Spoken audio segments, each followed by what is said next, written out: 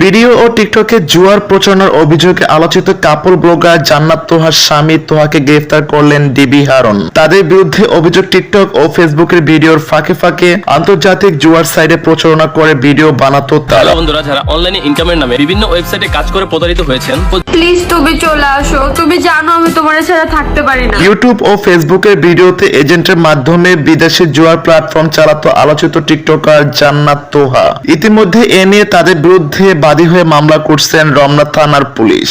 দীর্ঘদিন ধরে পুলিশ নজরদারিতে ছিল তারা, তবে এখন শুধুমাত্র তোহাকে পুলিশ হেফাজতে নেওয়া হয়েছে।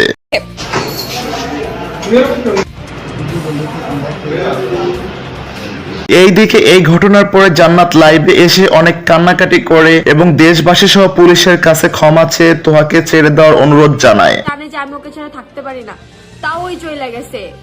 এখানে তো অবশ্যই থার্ড পারসন আছে, আমি জানি না আমার কপালে কি লেখা আছে। জানা গেছে ভারতের একটি এজেন্সির সঙ্গে বিজ্ঞাপনের জন্য এজেন্ট হয়ে বাংলাদেশে কাজ করছেন জান্নাত তোহা সহ আরো বেশ কয়েকজন টিকটকার সেলিব্রিটি। আর বিশ্বব্যাপী এইসব সাইটের বিজ্ঞাপনের জন্য 20 থেকে 50,000 টাকা নিত জান্নাত তোহা। বন্ধুরা, যারা অনলাইনে ইনকামের নামে বিভিন্ন ওয়েবসাইটে কাজ করে প্রতারিত হয়েছেন ও যারা নতুন আছেন এবং জানা যায় ওরা দীর্ঘদিন ধরে অনলাইন জুয়ার বিজ্ঞাপন করে আসছে। দেশের বাইরে থেকে একটি চক্র কার্যক্রম পরিচালনা করে তারা ভারতীয় এজেন্টের সহায়তায় জনপ্রিয় ইউটিউবারদের সঙ্গে যোগাযোগ করে জুয়ার সাইটে বিজ্ঞাপন দেয়। একটি কোর্সে সফল কন্টেন্ট ক্রিয়েটর হতে পারবেন আপনিও।